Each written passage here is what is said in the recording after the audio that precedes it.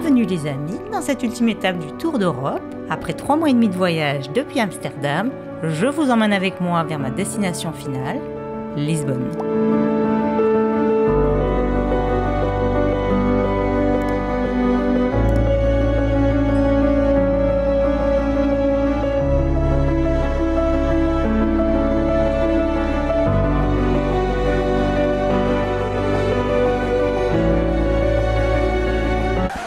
Oh là là, mais ça on peut pas faire ça en vélo. Oh c'est beau par contre. Oh là là, c'est trop beau. Oh putain. Oh, c'est beau. Regardez-moi.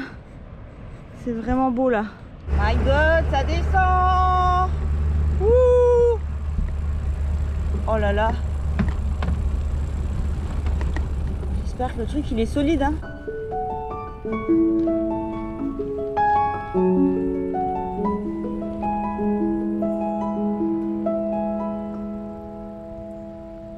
Oh là là, ça monte comme ça. Oh putain. Non, c'est pas possible. On peut pas. Allez, on pousse le vélo.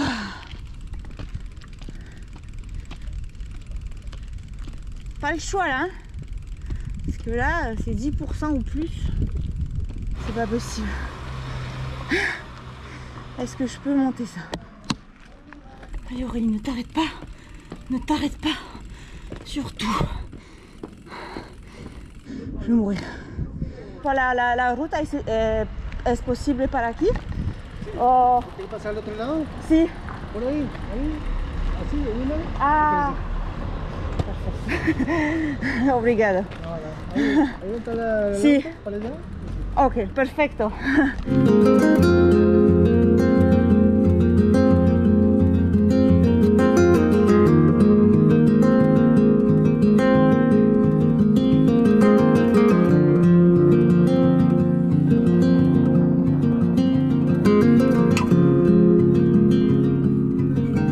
Regardez les amis, 2 cigognes dans le champ posées. Oh, c'est beau. J'adore.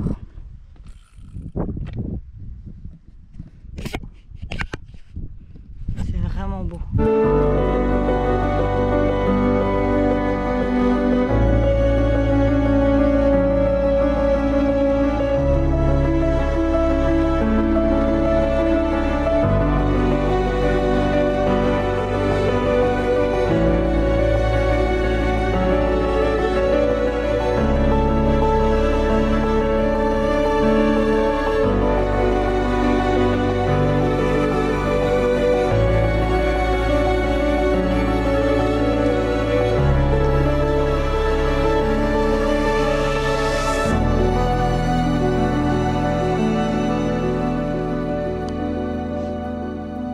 Regardez les amis, je suis arrivée au camping de Villa Milfontes. Non mais regardez, il n'y a personne et je peux me mettre où je veux. Il n'y a pas de camping-car, on est comme dans une forêt. Pour 7 €, quand tu as fait 60 km, tu as juste envie de pleurer, sérieux. C'est trop cool. J'adore, je suis trop heureuse.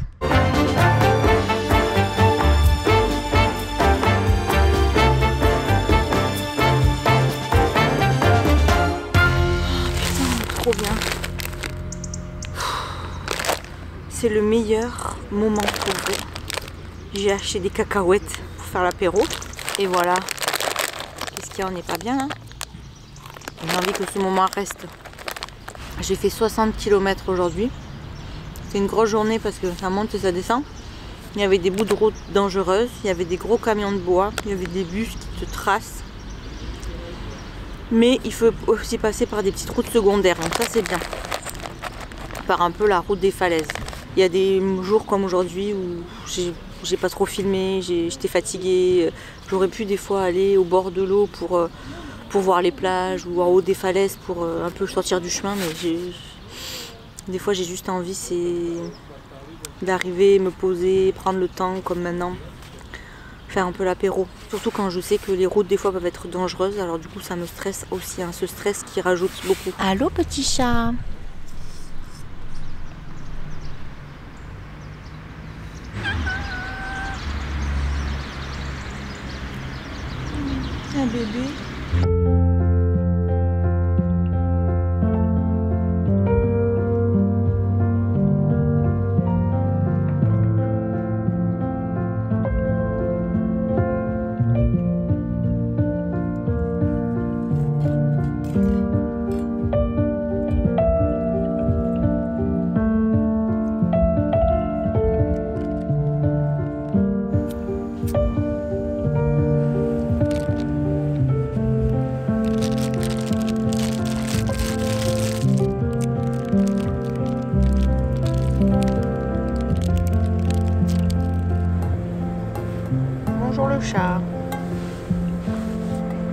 profites pas au coucher du soleil. Il est déjà couché, tu me diras. Donc petite soirée relax les amis. Il me reste plein de temps, il n'est pas encore 18 h et il ferait presque nuit. Et aujourd'hui c'était voilé, mais il a fait quand même... il fait pas trop chaud les journées donc c'est bien. Demain une soixantaine aussi. Demain c'est Santo-André qu'on va. Il y a un petit camping là-bas. Ça va être bien je pense. On va se faire ça bien tranquille.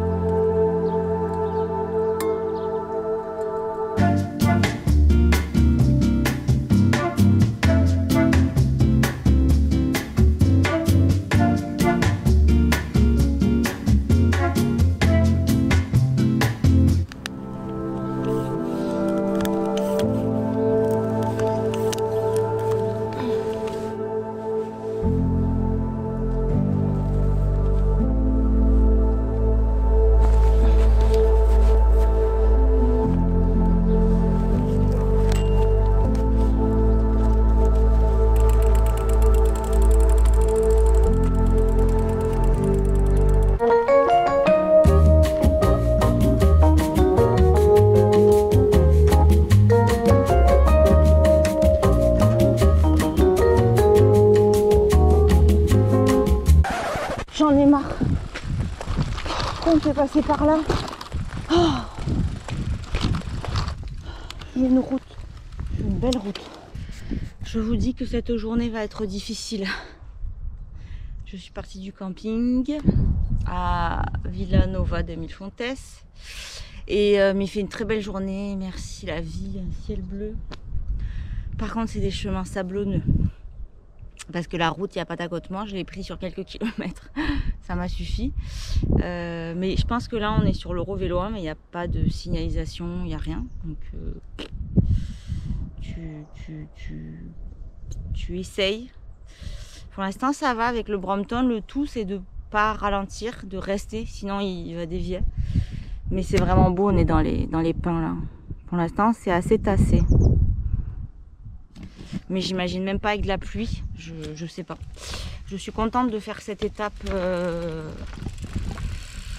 aujourd'hui. Je pense que c'est une des dernières étapes où il y a des chemins comme ça un peu chiants, j'espère. J'espère de tout cœur. C'est dans les 50 km aujourd'hui. Mais c'est cool parce que... Oh, mais par contre la vue là, ça... Oh là là. Je vois la mer déjà, c'est vrai. Ouah, j'ai failli... On va se calmer, on va pas trop prendre d'ambition là.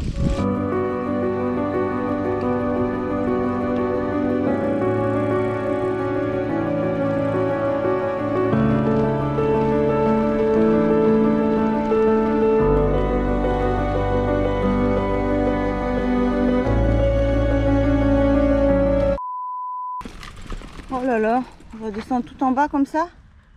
On va remonter après. Oh putain de merde.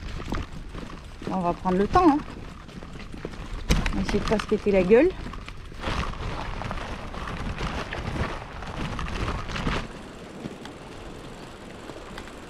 On l'a fait. Là, je suis pas arrivée encore. Je suis à Porto Covo. Mais en fait, je me demande, j'ai dû traverser ça, mais parce que là, c'est à marée basse. Mais t'imagines? À marée haute. Là, ça monte tranquillement en fait.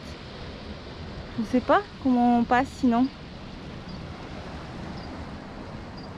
Voilà.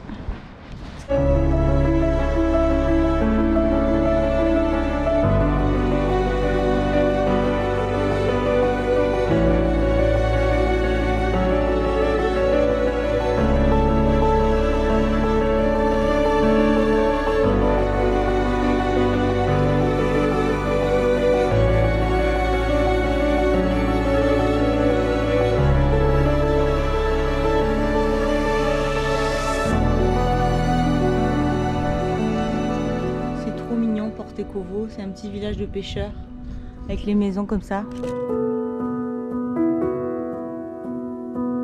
On est mis en haut, hein, que en bas. Allez, plein de sable, chouchou. Oh là là, il est sale. Allez mon chouchou, on est bientôt arrivé. Oh, wow, les vagues, comment c'est trop beau.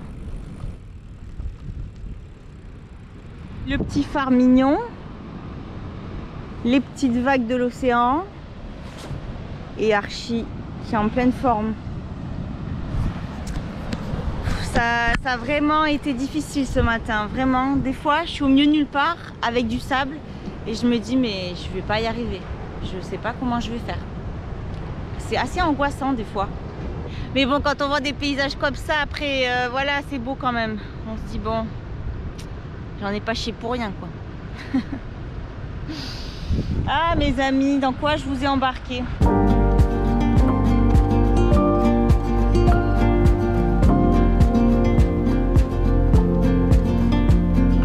Bon, là, trop bien. Il y a une piste cyclable.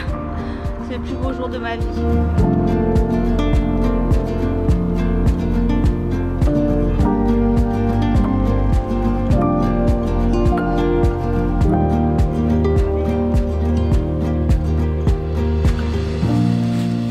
Bon, les amis,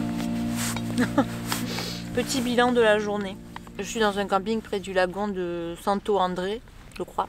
J'ai fait 60 km à partir de Vila Nova des Mille Fontes. Vraiment une journée de merde. J'avais plus trop de joie là. Puis en plus ça me tend dans le dos parce que ça maintenant je pense que j'ai développé une crainte de prendre les routes parce que j'ai des fois eu tellement peur que je roule avec l'angoisse et c'est pas du coup très agréable. Moi je sais que le vélo il peut passer partout. C'était un bon test. Demain, il me reste une étape pour aller à Setúbal et après, je pense que je prends le train Setúbal-Lisbonne. Il y a une trentaine de kilomètres, mais je ne vais pas les pédaler. Ça me fatigue d'avance. Le tout, c'est d'être OK avec ça. Là, je suis dans un camping calme, à 7 € la nuit. C'est tranquille, je vais pouvoir me poser, préparer mon arrivée à Lisbonne, voir mon voyage de retour et ça va être parfait. Putain, bah les gens, après ça j'arrête de râler. Les gens qui promènent leur chien, le truc il est immense. Et ben le seul endroit où il passe, c'est ici devant. Devant moi, il va passer avec son chien. Ça m'énerve, putain de merde. Une fois, il est pas content, chouchou, parce qu'il y a plein de cailloux pointus. Et je me dis, oh là là, c'est pas possible que ça passe là-dedans. Et aussi, ce que je vois beaucoup, ce que j'aime au Portugal, c'est que il n'y a pas de stress. Enfin, pas sur les routes, dans les villages. C'est très calme. Beaucoup de personnes âgées quand même dans ces petits villages. Et les touristes aussi. Mais je vois pas tant de jeunes. Mais c'est très calme. Ils sont là, ils boivent le café, ils ont sorti le journal. Ça c'est vraiment chouette. J'adore. Des fois j'aimerais ça prendre plus de temps dans un village et m'asseoir. Mais bon. Allez, ça suffit le chocolat là. Maintenant, je vais aller faire ma vaisselle, charger mes petits appareils aux toilettes et puis me reposer dans la tente en préparant mon arrivée à Lisbonne. Voilà. C'est simple le voyage à vélo. Hein. On entend les vagues au loin, c'est fou. Les vagues et les chiens. Par contre, c'est trop bien de voyager au Portugal en cette saison.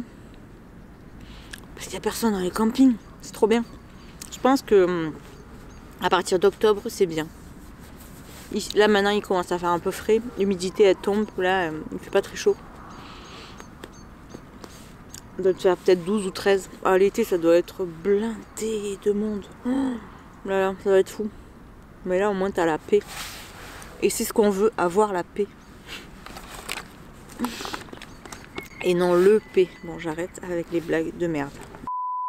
Voilà, je vous laisse sur cette blague magnifique.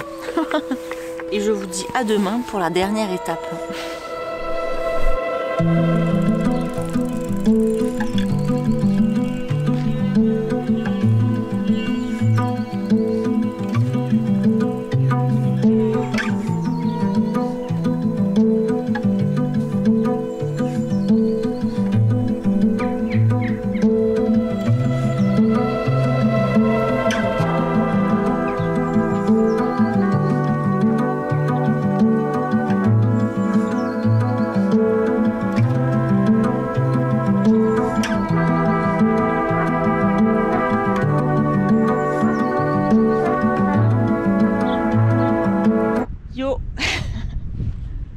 pas de voiture, c'est bon. Je suis un peu au bord, je suis pas très bien garée, mais c'est pas grave.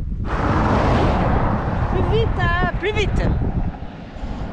Je voulais vous montrer, je suis à 7 km du ferry. C'est trop bien, j'arrive bientôt. Et là c'est trop beau. Ben, on voit il y a les pétroles là-bas, les raffineries. C'est vraiment de toute beauté quoi. Oh, je suis trop contente.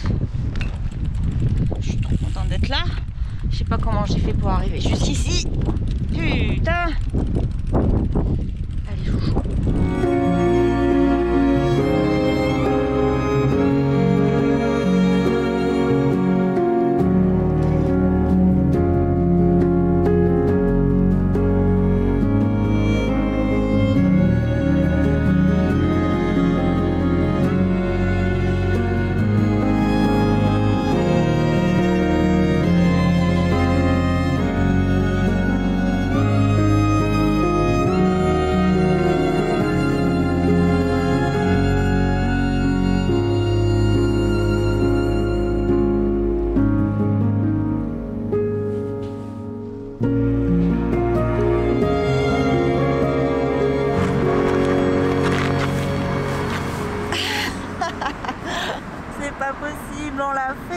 On l'a fait Archie. J'en reviens pas.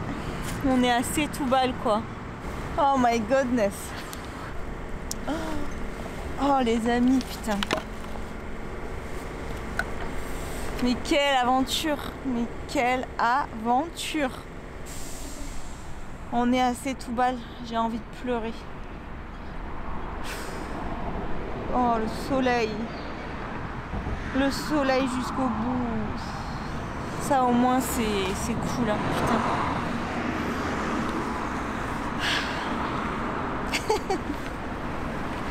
On l'a fait chouchou. C'est fou.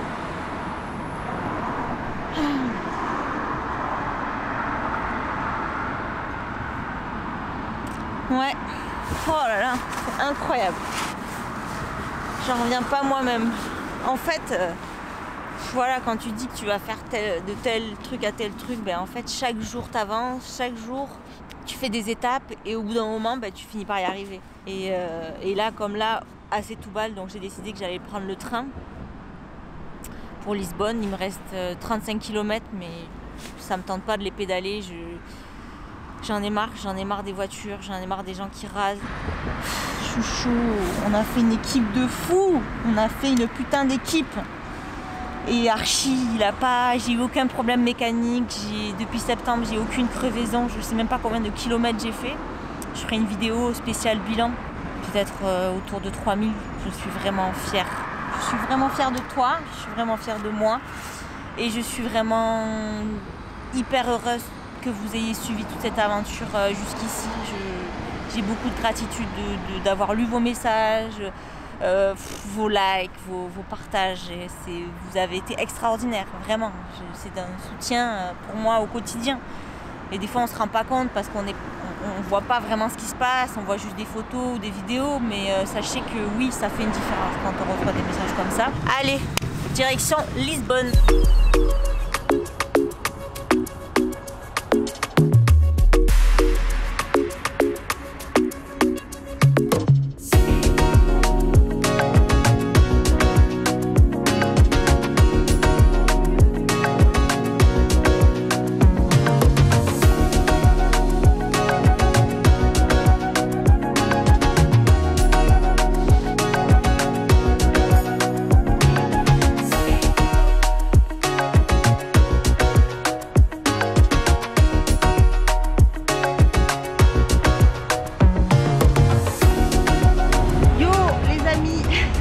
À Lisbonne, yeah. Oh putain, oh là là, oh Lisbonne, oh putain, ça monte et ça descend. Quoi dire, mais c'est fou, c'est fou, je suis à Lisbonne. Archie, on l'a fait. Yes, team Archie, oh yeah, trop cool. Il va falloir que, voilà, ils ont des petites pétrolettes, je vous montre.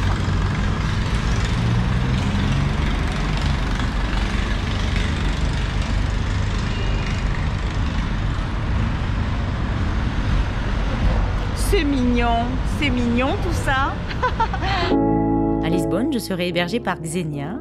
Elle et son amie Rita me proposeront de célébrer en beauté cette fin d'aventure. Je n'aurais pas pu imaginer quelque chose d'aussi beau.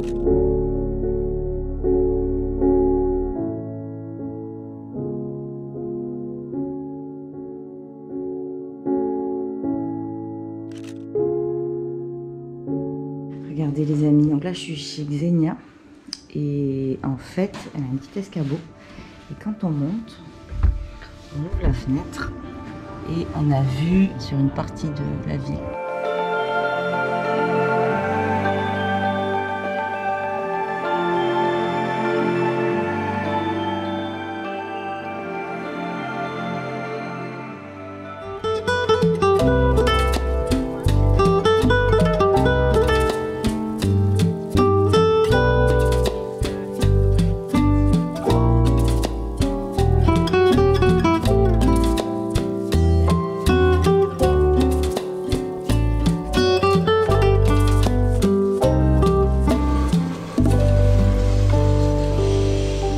Ksenia, what do you think about car in Lisbon? Quickly. They're plague. They're a real plague, and they have taken up all the space that we could have used to build playgrounds for kids, for older people to just sit down and have their coffee or read a book. Or for just for me also, from a very egoistic perspective, I would like to sit down and not have to listen to this guy on his motorbike and that car, and not having to breathe in all of that toxicity. I just want to sit down and read my book. And look at this. Where can Ksenia sit down and read her book? Yeah, not the paradise, huh? Not No, romantic place. We've lost this paradise because this is, I think, a paradise built by other people with a lot more imagination that we currently have. Somebody thought about the colors, somebody thought about how to build the balconies, the windows, and it's beautiful, but we're destroying this, and I want to somehow save it. And I do not know how to make people see that this is plain ugly. This is not what a good life is. Good life is not this. Good life is not you putting your 11, 12 meter car in front of everyone else. This is my public space. Look, we are all owners of this space, and this guy is occupying this, or this gal is occupying this. Are we going to actually defend what is morally right? Because it is morally right for kids to have access to their city, for the elderly to have access to this, to anyone to have access to this in a respectful way, in a dignified way, just being able to walk, being able to just sit there and not occupy too much space. I mean, what are you teaching the kid? Are you teaching the basics of aesthetics? No, you're teaching that when you grow up, you need to spend all your life trying to get a debt, because a lot of these cars are not bought with, you know, cash. A lot of people are indebted in order to show off and say, oh, I own this massive block of metal.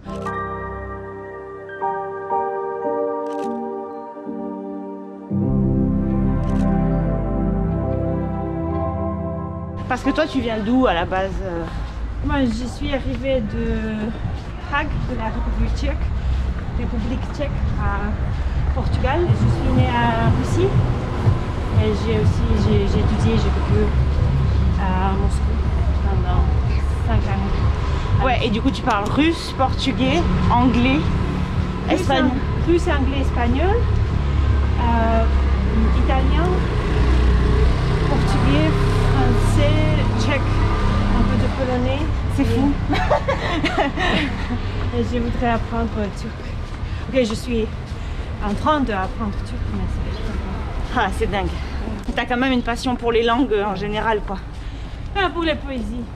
La poésie, ouais. Pour l'écriture, c'est pas pour apprendre les langues, c'est pour... Ah oui. La littérature. Ouais. Bon, là, on est un peu fatigué parce qu'on a monté, du coup. Là, c'est vraiment beau. Hein. Oh, maman. Oh là là là là là.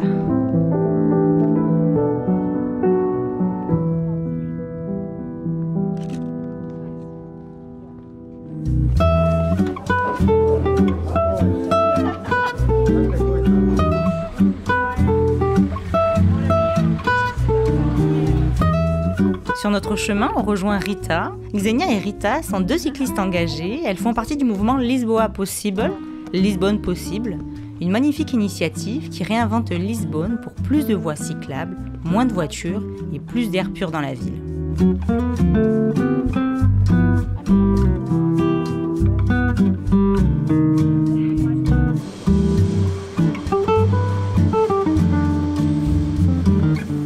C'est vraiment beau.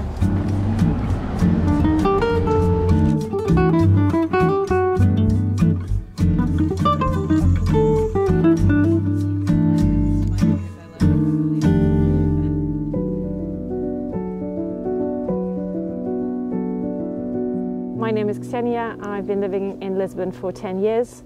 I moved here because I fell in love with the city, and I had a honeymoon with the city for quite a few years when everything seemed absolutely perfect. But at some point I started noticing that there was a lot of injustice in the streets, and I realized that the cars are really destroying the beauty of this wonderful city. So after a few other things that happened in Lisbon, you know, with elections and bike lanes being destroyed, I decided that okay, enough is enough. We should do something, and that's how we started with this project called Possible Lisbon. I'm Rita. I'm from Lisbon, but I lived abroad in France for 6 years, and it was in France that I started to ride a bike, and I loved it. And I realized that this is the most efficient way, less expensive way to move for small distances, so in the city. So, well, eventually I came back because I missed Lisbon so much. But I was so upset, why can't I ride the bike here? Everybody was saying, no, it's impossible, no, it's impossible.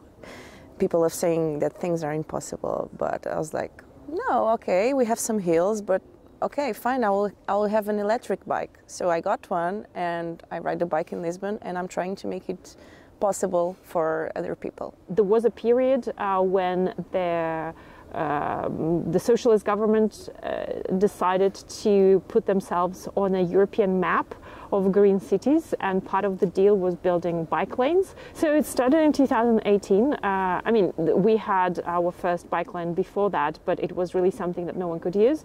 So they did start building a few bike lanes.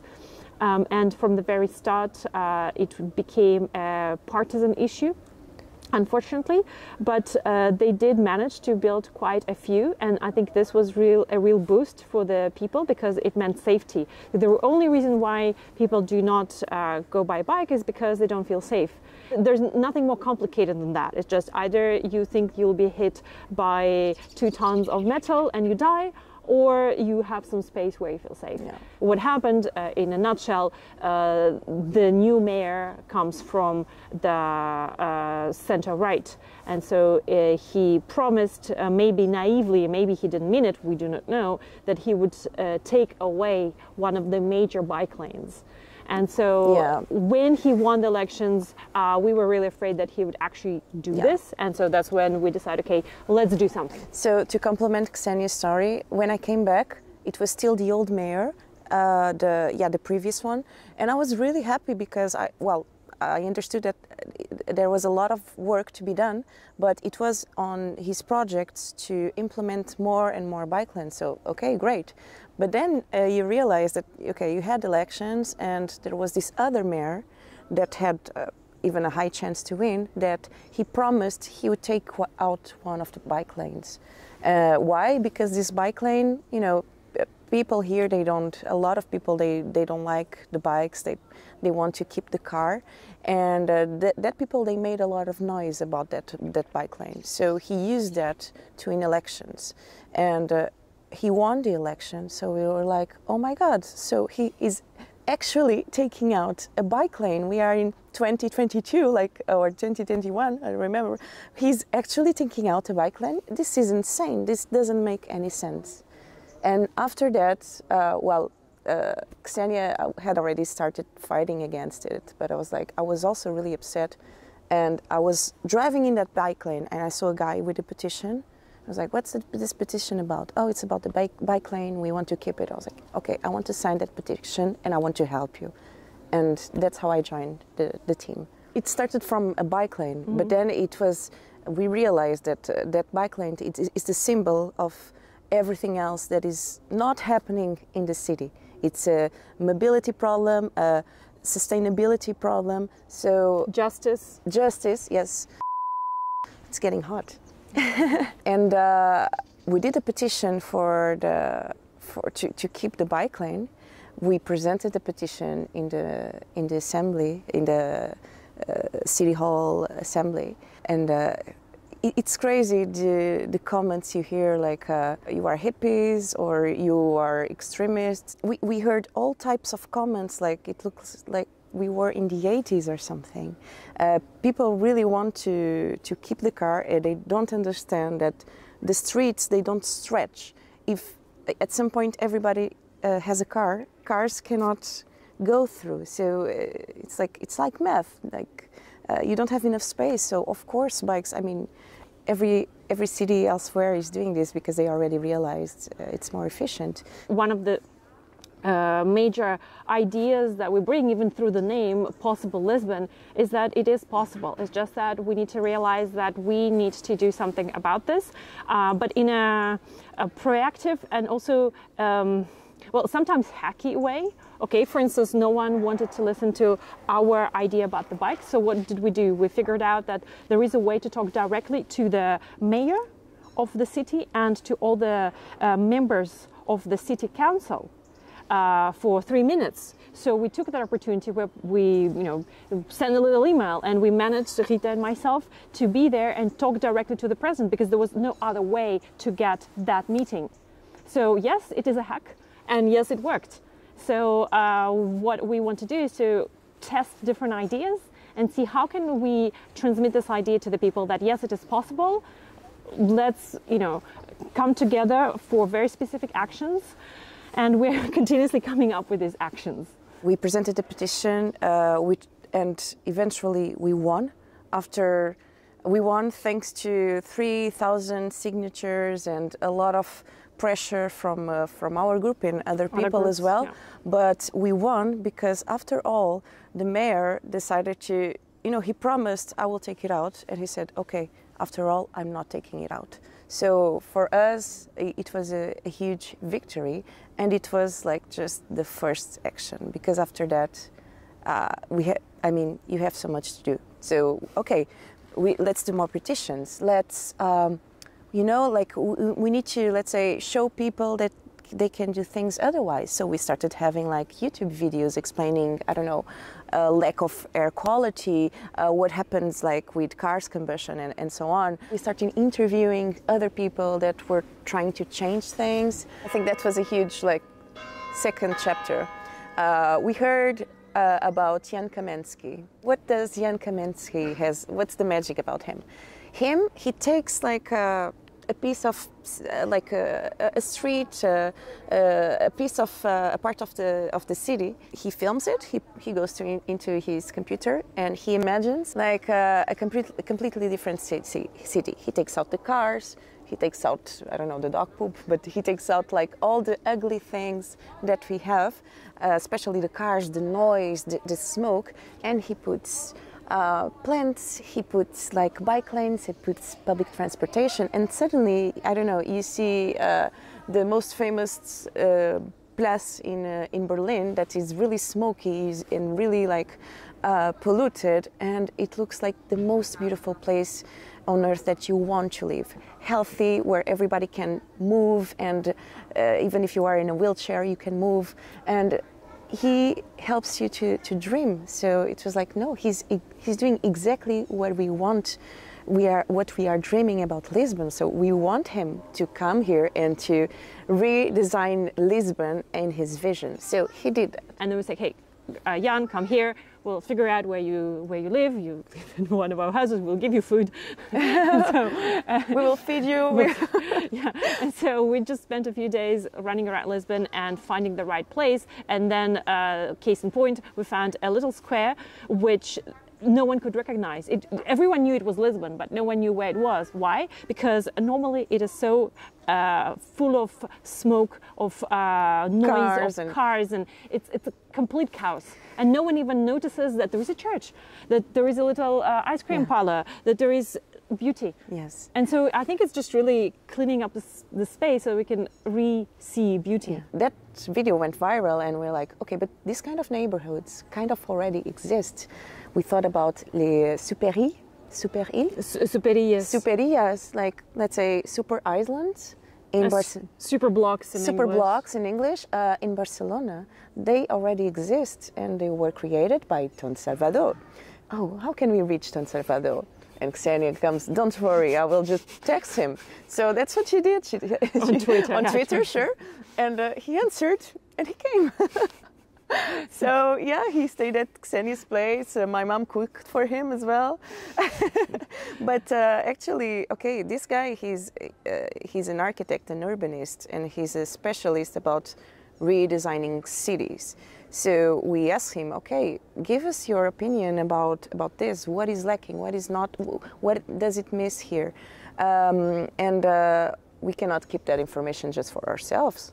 We did like a meetup in a library where he talked about the concept, and he invited people to, okay, we had a map of the city of Lisbon, and okay, choose the super block you want. Let's try to transform this.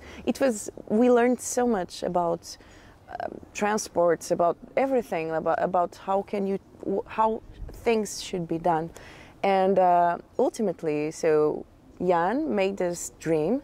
Ton Salvador told us how to do it, and now we have to do it. So that's our next project.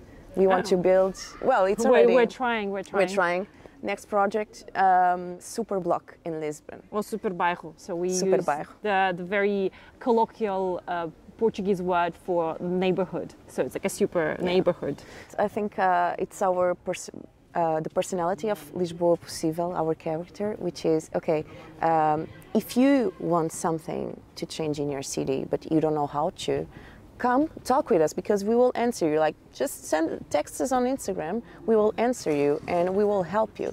So Pedro came to us, he said, I live in the city center, I don't have bike lanes, the road is shit, sorry.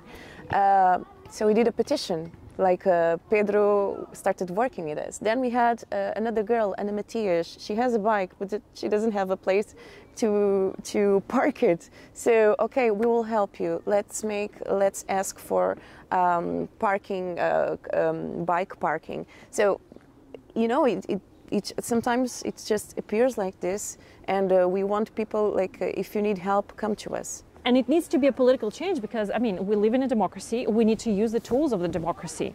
I believe so. We need to use the democracy in our favor. It is a very slow democracy in Portugal. It can take forever. For instance, it took us 10 months to just get a paper from the city hall about what firefighters and medical workers thought about the bike lane. 10 months. 10 months of an official document that should be public.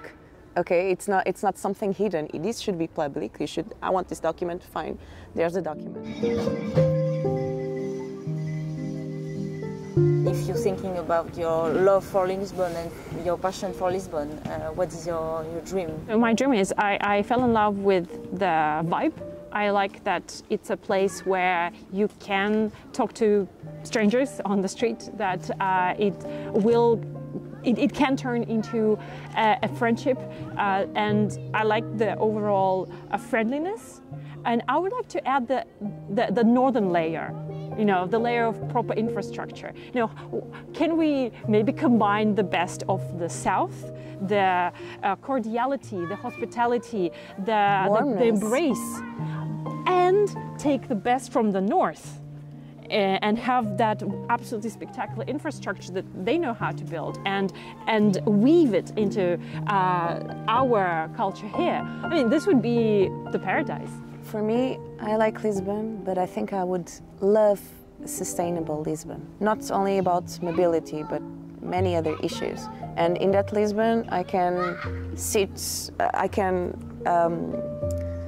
do my birthday party like on my street, and I can invite my neighbors, and it's more, you have like more of a community and more conditions for everybody, even for the old lady that can't walk properly, because now she can't, but I hope that one day she will she will manage to do that. Pour continuer à pouvoir créer des actions et rendre Lisbonne encore plus cyclable et durable, le mouvement Lisboa Possìvel a créé 7 illustrations en inspiration de 7 murales à Lisbonne. Ils ont ensuite lancé leur propre collection de vêtements qui s'appelle Cravo Bravo, disponible sur leur site, et ils travaillent avec des acteurs locaux et engagés pour toute la partie fabrication. On va faire ça, mais avec un cheval. Arrivé à la fin de mon voyage, avec cette dernière étape, il est à présent temps pour moi de rentrer et d'aller retrouver ma famille pour célébrer cette fin d'aventure.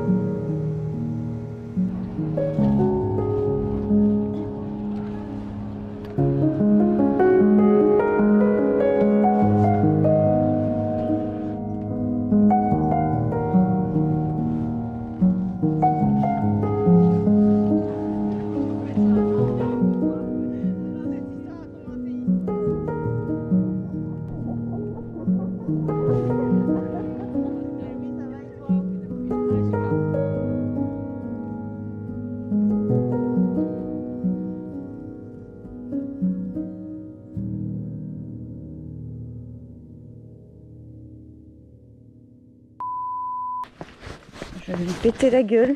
C'est pas possible. Comment ça descend comme ça? Ah, on s'amuse aujourd'hui. Et voilà mon dernier pastel de nata avant de quitter le Portugal demain. Trop cool.